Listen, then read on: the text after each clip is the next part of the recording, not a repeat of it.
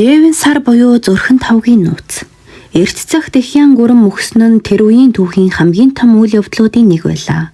Ялангуяа энэ үйл явдал Монголын төрийн түүхэнд чухал дурсамж болон үлджээ. Харин их гүрний төрийн дараллаас өөрийн нутаг орноо чөлөөлөхөд Хятадын ард түмнээс туйлбартай тэмцэл зохион байгуулалт эвнэгдлийг шаардаж байжээ. Өнөөдөр Хятад үндэстэн Монголын талхинаас чөлөөлөгдсөний баяраа Евен сарын баяр гэж нэрлэн жил бүр ёслон тэмдэглэдэг юм. Ялалтын баяраа Евен сарын баяр гэж нэрлсэн учир нь нэгд бослогын удирдагчид тариачдын дунд бослого хийх өдөр хугацааг үл анзаарам аргаар зарлахын тулд Евен дотор товын бичгийг хийн тараасан нь тунчууран их болжээ. Евен нь нөгөө утгаараа Монголын дарлагчдын зүрхийг төлөөлсөн санааг агуулдаг. Иймд тэд Евен сарын баяраар Евенгээр бие биенээ дайлахдаа Монгол хүний зүрхийг хуваан идэж байна гэж үздэг. Уг бослохын үр дүнд Хятадууд Монголын дараллаас ангижирч Мин улсыг байгуулсан байна. Мин улсын хаан Евен сарын утга санааг үр хойч нь өөрт санаж явахыг бэлэгдэж зэвэрч улмуудах төмрөөр зүрхэн хэлбэртэй эдээ будааны сав хэлэхийг тушаажээ. Энэ савыг жил бүрийн дээрх баярын ёслолд Евен орлож өстнийхөө зүрхнээс амталж байгаа бэлэгт утгаар хэрэгэлдэг байлаа.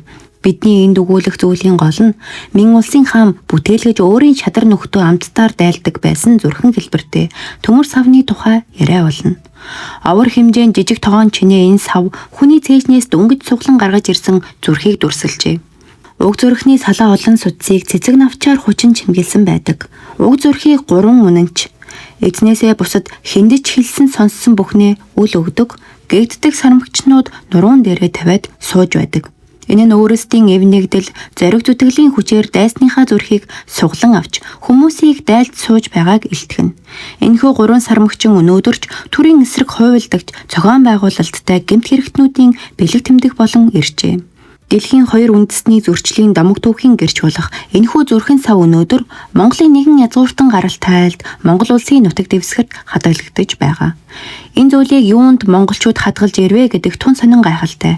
Гэвч үүнийг хадгалагч монголчууд өвөг дээдсээс ам дамжин яригдаж ирсэн домгийг сонирхож болсон юм. Энэ сав монголчуудын гарт орсон түүх Хятадууд манжид эзлэгдсэн үеэс эхэлсэн билээ.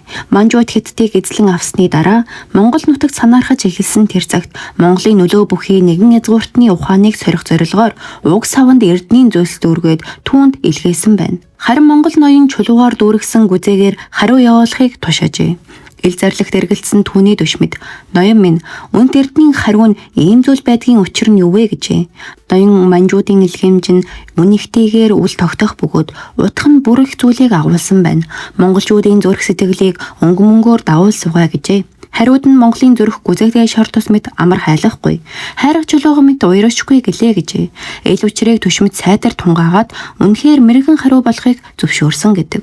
Өнөөдөр түүхэн домог энэ самны үндсэн хэсэг нь үлдэн хоцорчээ.